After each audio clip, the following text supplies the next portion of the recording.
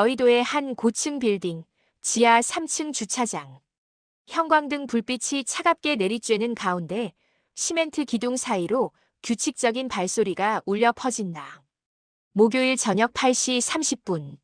중학교 교사인 김준혁은 늘 이 시간이면 이곳을 찾는다. 손에 든 흰 봉투. 그 안에는 10만 원짜리 지폐 10장이 단정하게 접혀 있다. 준혁은 주차장 관리실을 향해 걸으면서 핸드폰을 확인한다. 아내 수진이가 보낸 메시지다.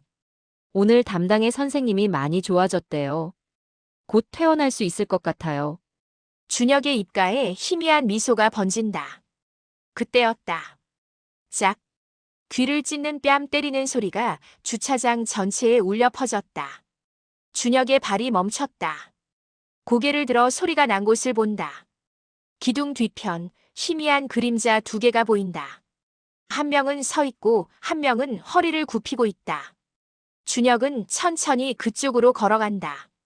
심장이 빠르게 뛰기 시작한다. 가까워질수록 상황이 선명해진다. 정장을 입은 40대 남자가 70대 노인의 멱살을 잡고 있다. 노인의 뺨은 새빨갛게 달아올라 있고 눈가에는 눈물이 맺혀 있다. 그 노인은 다름 아닌 준혁의 장인어른 박경수였다. 이 늙은이가 내 차에 흠집 냈으면 책임져야지. 남자의 목소리는 거칠고 폭력적이다. 죄송합니다. 정말 죄송합니다. 장인어른은 고개를 푹 숙인 채 떨리는 목소리로 사과만 반복한다. 오른쪽 다리가 미세하게 떨리고 있다. 20년 전 사고의 후유증으로 생긴 증상이다. 스트레스를 받으면 더 심해진다. 준혁은 손에 쥔 봉투를 바닥에 조용히 내려놓는다. 그리고 천천히, 아주 천천히 두 사람에게 다가간다. 형광등 불빛 아래서 그의 그림자가 길게 늘어진다. 남자가 다시 손을 들어 올린다. 두 번째 뺨을 때리려는 순간이다. 준혁의 손이 남자의 손목을 정확하게 잡았다. 남자가 깜짝 놀라 고개를 돌린다.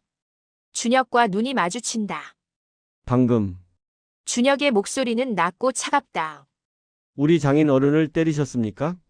주차장 안이 얼어붙는다. 형광등만이 웅웅거리는 소리를 내며 이 긴장된 순간을 비추고 있다. 일주일 전 같은 목요일 저녁. 준혁은 아파트 거실에 앉아 흰 봉투에 돈을 넣고 있었다. 10만 원짜리 10장. 매주 같은 의식이다. 거실 벽에는 가족 사진이 걸려 있다. 준혁, 아내 수진, 그리고 이제 두 돌이 된 딸 할인이. 사진 속 수진은 환하게 웃고 있지만 지금 그녀는 병원 유긴실에 누워 있다. 출산 후 찾아온 심한 산후 우울증. 할인이를 안고도 눈물만 흘리던 아내. 나는 엄마 자격이 없어요라고 말하며 무너지던 그날을 준혁은 잊을 수 없다. 입원 치료 석 달째. 병원비는 한 달에 200만 원이 넘는다. 중학교 교사 월급으로는 빠듯하다.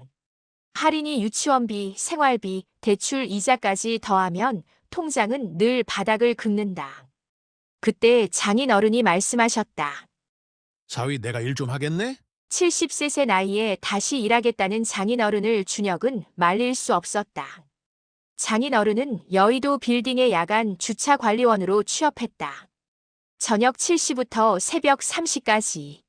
한 달에 200만 원 남짓 버는 돈 중 절반을 준혁에게 보내신다. 장인 어른 그렇게까지 안 하셔도 됩니다. 괜찮아. 난 평생 일하고 산 사람이야. 장인 어른은 항상 밝게 웃으셨다. 하지만 준혁은 알고 있다.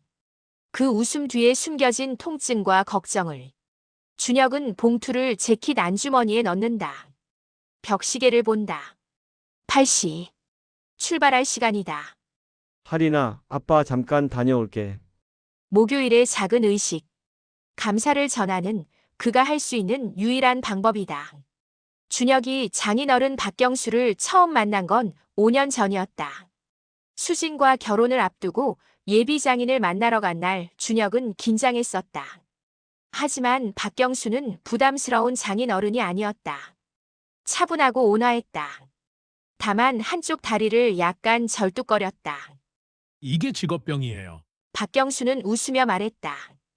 버스 기사 30년 하다 보니 허리도 나가고 무릎도 나갔지 뭐. 하지만 그건 직업병이 아니었다. 결혼식 날 수진의 삼촌에게서 진짜 이야기를 들었다. 20년 전 겨울 한강대교 위에서 큰 사고가 날 뻔한 순간이 있었다. 블랙아이스로 인해 승용차 한 대가 미끄러지면서 연쇄 추돌이 시작되려는 순간 박경수가 모는 시내버스가 그 자리를 지나고 있었다. 박경수는 순간적으로 판단했다. 브레이크를 밟으면 뒷차가 추돌한다. 핸들을 오른쪽으로 꺾으면 승객들이 다친다. 그는 버스를 난간 쪽으로 비스듬히 붙이며 정확하게 정차시켰다. 버스는 난간과 충격하며 멈췄다. 버스 안 승객 30명은 모두 무사했다. 하지만 운전석은 심하게 찌그러졌고 박경수는 허리와 무릎에 큰 부상을 입었다. 사람 안 다친 게 어디예요? 박경수는 병원에 누워서도 그렇게 말했다고 한다. 그 사고 후 박경수는 5년 더 버스를 몰았지만 결국 통증 때문에 조기 퇴직했다. 작은 연금과 저축으로 조용히 살던 그가 다시 일터로 나간 건 오로지 가족 때문이었다. 준혁은 그 이야기를 듣고 장인 어른을 다시 보게 됐다. 평생 남을 지키며 살아온 사람. 자기 몸이 부서지는 한이 있어도 타인을 먼저 생각하는 사람. 그런 분이 지금 지하 주차장에서 밤새 차를 안내하고 계신다.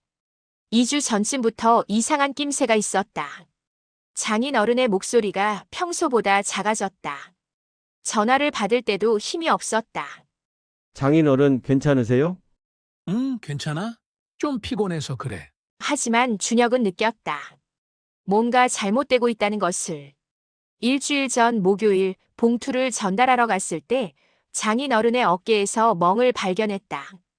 시퍼렇게 멍든 자국이 작업복 밖으로 살짝 보였다.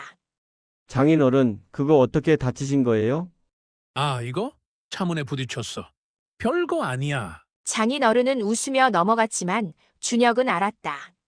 그건 차 문에 부딪혀서 생긴 멍이 아니었다. 명백히 사람이 때린 자국이었다.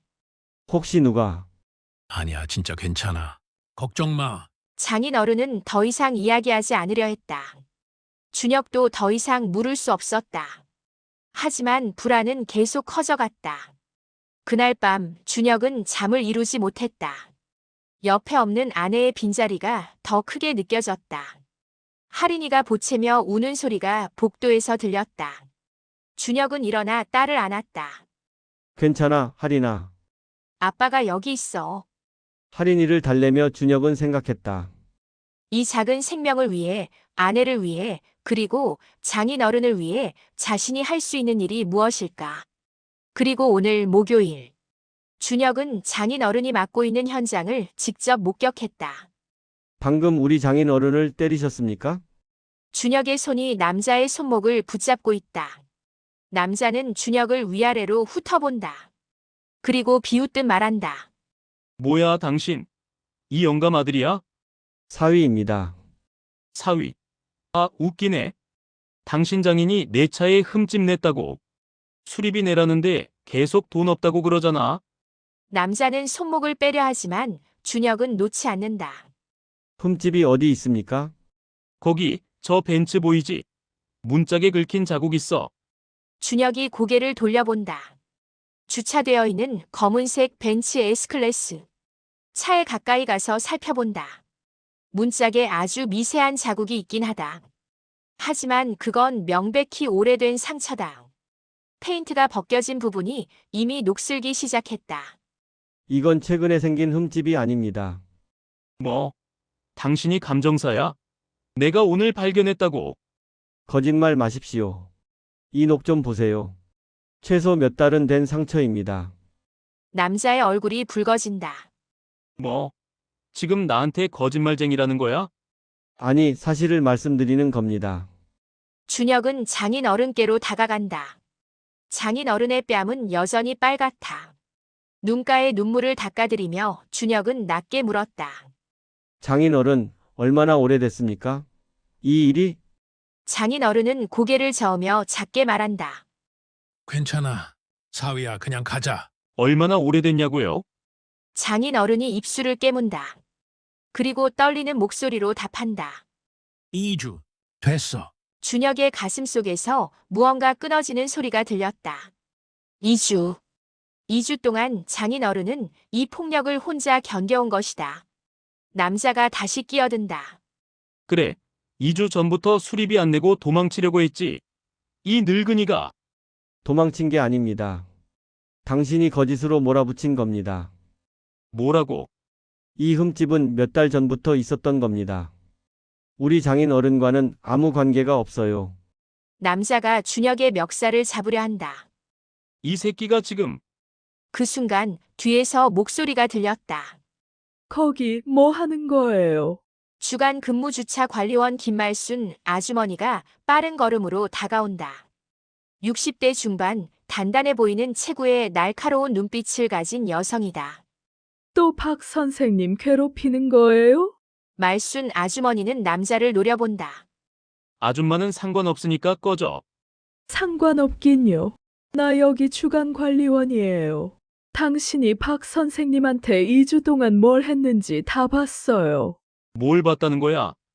때리고 욕하고 협박한 거 다 봤다고요. CCTV에도 다 찍혔어요. 말순 아주머니는 핸드폰을 꺼내든다. 여기 저장해뒀어요. 당신이 뭐 뭐 박 하는 선생님 거예요? 뺨 때리는 거, 넘어뜨리는 거, 발로 차는 거. 전부 다요. 남자의 얼굴이 창백해진다. 그건 당신, 이 건물 12층 무슨 무역회사 다니는 김대호 과장이죠? 명함 받았어요. 회사에도 알려야겠네요. 직원이 건물 관리원한테 폭행하면 어떻게 되는지. 준혁은 말순 아주머니를 바라본다. 장인 어른이 작게 말한다. 말순 씨가 늘 도와주려고 했어. 말순 아주머니가 준혁을 본다. 당신이 박 선생님이 늘 자랑하던 효자 사위구만요. 매주 목요일마다 찾아온다고 얼마나 자랑하셨는지 몰라요. 준혁의 가슴이 뜨거워진다. 장인 어른은 이런 상황에서도 자신을 자랑하고 계셨던 것이다. 아주머니, 그 CCTV 영상 저한테 보내주실 수 있습니까? 당연하죠. 제 메일로 다 백업해뒀어요. 김대호 과장이 당황한 표정으로 뒤로 물러선다. 잠깐 이거 오해야. 내가 그냥. 그때 엘리베이터 문이 열리고 한 남성이 내려온다. 깔끔한 정장, 서류 가방을 든 30대 후반의 남성이다. 무슨 일입니까? 새로 나타난 남성은 이 빌딩 12층에 입주한 법무법인 담당 변호사 차은호였다. 제가 이 건물 관리 회사 고문 변호사입니다. 무슨 일인지 설명해 주시겠습니까? 말순 아주머니가 상황을 설명한다. 박경수 관리원이 2주간 김대호에게 폭행과 모욕을 당했고 CCTV에 다 찍혔다고. 차은호 변호사는 고개를 끄덕이며 김대호를 본다. 지금 증거가 있는 폭행 사건입니다. 게다가 근무 중인 직원에 대한 폭행은 업무방해죄도 성립합니다. 변호사 양반, 이건 개인적인 문제고. 개인적인 문제가 아닙니다. 건물 관리 직원에 대한 폭행은 임대차 계약상 중대한 위반 사항입니다. 계약서 15조 3항에 명시되어 있습니다. 김대호의 얼굴이 흑빛이 된다. 차은호는 준혁을 본다. 피해자분의 보호자이십니까? 사위입니다. 그럼 형사 고소와 민사 손해배상 청구를 고려하시는 게 좋겠습니다. 제가 도와드릴 수 있습니다. 준혁은 핸드폰을 꺼내 녹음 버튼을 켠다. 김대호 씨, 지금부터 녹음합니다. 제 장인 어른께 사과하십시오. 뭐? 내가 왜? 사과 안 하시면 즉시 경찰에 신고하겠습니다. 김대호가 뒤로 물러서며 소리친다. 당신들 지금 뭐 하는 거야? 나 이 건물 큰 세입자야. 함부로 못해. 차은호 변호사가 차갑게 말한다. 세입자 여부와 범죄 성립 여부는 무관합니다. 지금 즉시 사과하지 않으시면 경찰을 부르겠습니다. 김대호가 갑자기 준혁을 향해 돌진한다. 이 새끼들이. 준혁은 침착하게 옆으로 비켜서며 김대호의 팔을 잡는다. 그리고 부드럽게 하지만 확실하게 바닥으로 제압한다. 중학교 체육교사로서 배운 호신술이다. 으악. 나? 폭행이야. 정당방위입니다.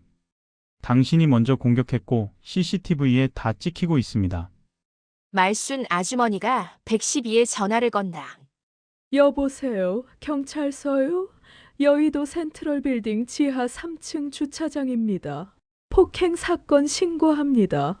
10분 후 경찰이 도착한다. 2명의 경찰관이 상황을 파악한다. 피해자가 누구십니까? 장인어른 박경수가 떨리는 손을 든다. 저 입니다. 땀에 멍이 있으시네요. 병원 가셔야겠습니다. 준혁이 설명한다. 2주 전부터 지속적으로 폭행과 협박이 있었습니다. CCTV 증거 있고 목격자도 있습니다. 경찰관이 김대호를 본다. 김대호 씨 맞습니까? 저는 이건 오해고. 일단 서로 진술을 들어야겠습니다. 같이 파출소로 가시죠. 김대호가 끌려가면서 소리친다. 내가 누군지 알아. 내 회사가 얼마나 큰 회사인지 알아. 하지만 아무도 대답하지 않는다. 엘리베이터 문이 닫히고 주차장에는 다시 고요함이 찾아온다. 준혁은 장인 어른을 부축한다. 장인어른 병원 갑시다. 괜찮아. 싸우야. 괜찮지 않습니다. 진단서 받아야 합니다. 말순 아주머니가 옆에서 말한다. 박 선생님, 이제 괜찮아요. 더 이상 참지 않아도 돼요. 장인 어른의 눈에서 눈물이 주르륵 흘러내린다. 2주 동안 참아왔던 모든 감정이 한꺼번에 터져 나오는 순간이다. 다음 날 아침 준혁은 장인 어른과 함께 파출소에서 정식 고소장을 제출했다. 폭행죄, 모욕죄, 협박죄. 그리고 법무법인을 통해 민사상 손해배상 청구도 준비하기로 했다. 그날 오후 준혁의 핸드폰이 울렸다. 모르는 번호다. 여보세요? 김준혁 선생님이십니까? 저는 센트럴 빌딩 건물주 송재훈입니다. 준혁은 잠시 당황했다.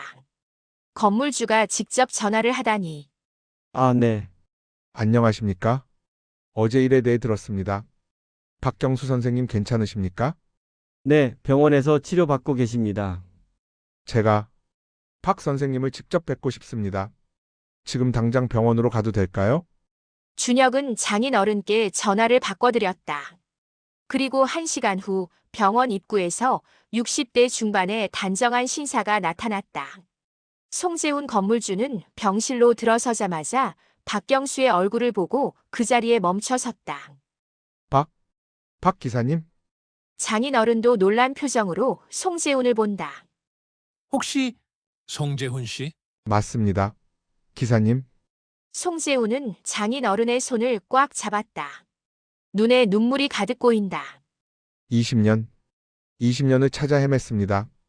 준혁은 두 사람을 번갈아 본다. 두 분이 아시는 사이십니까? 송재훈이 고개를 끄덕인다. 20년 전 한강대교에서 제 목숨을 구해주신 분입니다. 준혁의 가슴이 쿵 내려앉는다. 그 사고. 30명의 승객을 구하기 위해 자신의 몸을 희생한 그 사고. 송재훈이 말을 잇는다. 그날 저는 버스맨 앞자리에 앉아 있었습니다. 블랙아이스 때문에 차들이 미끄러지는 걸 보면서 죽었구나 싶었죠. 그런데 기사님이 순간적으로 판단하셔서 우리 모두를 살리셨습니다.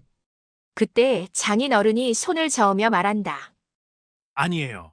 그냥 제 일을 했을 뿐입니다. 아닙니다. 기사님은 그 사고로 허리와 무릎을 크게 다치셨지 않습니까? 저는 평생 은인을 찾고 싶었는데 당시의 기사님 성함도 제대로 기억하지 못했습니다. 뉴스에서 박모 기사라고만 나왔고, 송재훈의 목소리가 떨린다. 그런데 이런 모습으로 다시 만나다니, 제 건물에서 일하고 계신 줄도 모르고, 그것도 이런 일을 당하시다니, 송재훈은 깊게 고개를 숙인다. 죄송합니다. 제가 관리를 제대로 못했습니다. 다음 날 센트럴 빌딩 로비는 긴장감으로 가득 찼다. 송재훈 건물주는 김대호가 다니는 무역회사 대표를 직접 불렀다. 그리고 변호사, 경찰, 그리고 빌딩 관리팀 전체를 소집했다. 김대호 과장이 저지른 일에 대해 말씀드리겠습니다. 송재훈은 CCTV 영상을 큰 화면에 띄운다. 박경수 관리원의 뺨을 때리는 장면, 넘어뜨리는 장면, 욕설하는 장면이 차례로 재생된다. 무역회사 대표의 얼굴이 굳어진다. 이 건물 임대차 계약서 15조 3항을 보시겠습니까? 송재우는 서류를 펼친다. 입주사 직원이 건물관리 직원 또는 타입주사 직원에게 폭행, 협박, 모욕 등의 행위를 할 경우 임대인은 즉시 계약을 해지할 수 있다. 명확합니다. 더군다나 피해자는 제 은인입니다. 20년 전 제 목숨을 구해주신 분입니다. 그분을 당신네 직원이 2주 동안 폭행했습니다. 무역회사 대표가 식은땀을 흘린다. 김대호 과장은 즉시 해고하겠습니다. 그리고 회사 차원에서 사과와 보상을. 필요 없습니다. 송재훈이 손을 든다. 형사고소는 이미 진행 중입니다. 민사소송도 마찬가지입니다. 그리고 기사와의 임대차 계약은 오늘부로 해지합니다. 한 달 내로 퇴실해 주십시오. 건물주님, 저희 회사가 이 건물에서 5년째 5년이든 10년이든 상관없습니다. 제 건물에서 약자를 괴롭히는 사람은 받아들일 수 없습니다. 회의실이 조용해진다. 송재훈은 박경수를 바라본다. 장인 어른은 휠체어에 앉아 붕대를 감고 있다. 송재훈은 서류 한 장을 꺼낸다. 그리고 박 기사님, 센트럴 빌딩 시설 안전관리 이사직을 신설하려 합니다. 박 기사님께 이 자리를 맡아주셨으면 합니다. 준혁과 장인 어른이 동시에 눈을 크게 뜬다. 이사요? 네. 30년간 사람들의 안전을 지켜오신 분입니다. 이 건물의 안전도 책임져 주십시오. 급여는 월 500만 원입니다. 4대 보험 완비하고 퇴직금도 당연히 적립됩니다. 준혁은 믿을 수 없다는 표정으로 송재훈을 본다. 건물주님, 너무 과분하지 않습니다. 송재훈이 박경수를 똑바로 본다. 20년 전 그날 기사님이 아니었다면 저는 지금 여기 없습니다. 제 아내도 제 두 아이들도 없습니다. 기사님은 제 인생 전체를 구해주셨습니다. 송재훈의 눈에 눈물이 맺힌다. 그런데 저는 20년 동안 아무것도 못했습니다. 이제라도 제가 할 수 있는 일을 하게 해주십시오. 기사님께서 이 건물에서 존중받으며 일하실 수 있게 해주십시오. 장인 어른의 눈에서도 눈물이 흐른다. 70년 인생에서 처음으로 이런 대우를 받는 순간이다. 그날 밤 준혁의 핸드폰이 울렸다. 병원에서 온 전화다. 김준혁 보호자님, 좋은 소식이 있습니다. 담당 의사의 목소리가 밝다. 수진 씨 상태가 눈에 띄게 좋아졌습니다. 오늘 딸 사진 보면서 한참을 웃으시더라고요. 조만간 퇴원 가능할 것 같습니다. 준혁은 주저앉을 뻔했다. 정말입니까? 네. 약물 치료도 잘 반응하고 있고 무엇보다 심리 상태가 많이 안정됐습니다. 일주일만 더 관찰하고 퇴원 절차 밟겠습니다.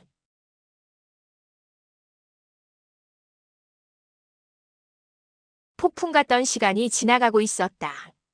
그리고 새로운 아침이 오고 있었다. 석 달 후 법정. 김대호는 폭행죄, 모욕죄, 협박죄로 기소됐다. CCTV 증거, 목격자 진술, 피해자 진단서 모두 명확했다. 피고인 김대호에게 징역 1년 6개월을 선고합니다. 판사의 목소리가 법정에 울려 퍼진다. 피고인은 70대 노인에게 2주에 걸쳐 지속적으로 폭행과 모욕을 가했습니다. 피해자는 생계를 위해 일하는 야간 근로자였으며 피고인은 자신의 사회적 지위를 이용해 약자를 괴롭혔습니다. 이는 명백한 갑질이며 우리 사회가 용납할 수 없는 범죄입니다. 김대호는 고개를 떨군 채 아무 말도 하지 못한다. 민사 재판에서는 손해배상 3천만 원이 인정됐다. 하지만 박경수는 그 돈을 전액노인 인권단체에 기부했다. 저보다 더 힘든 분들이 많을 겁니다. 장인 어른의 말에 준혁은 고개를 끄덕였다. 1년이 흘렀다. 센트럴 빌딩 18층, 밝은 햇살이 들어오는 사무실. 책상 위에는 시설 안전관리 이사 박경수라는 명패가 놓여 있다.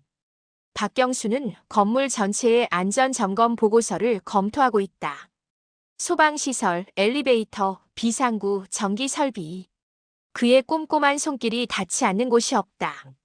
박 이사님, 4층 소화기 교체 완료했습니다. 젊은 직원이 보고한다. 고생했어. 점검표에 체크하고 다음 교체 일정도 미리 잡아놔. 네, 이사님. 집으로 가는 길 박경수는 걷는다. 예전처럼 절뚝거리긴 하지만 발걸음은 가볍다. 집 앞에 도착하니 준혁과 수진이 그리고 할인이가 기다리고 있다. 할아버지. 할인이가 뛰어온다. 박경수는 손녀를 안아 올린다. 우리는 모두 누군가의 가족입니다. 누군가의 아버지이고 어머니이고 자식입니다. 나이가 들었다고 힘이 약하다고 그 사람의 존엄이 사라지는 건 아닙니다. 오히려 오랜 세월 살아온 그 자체가 존중받아야 할 이유입니다.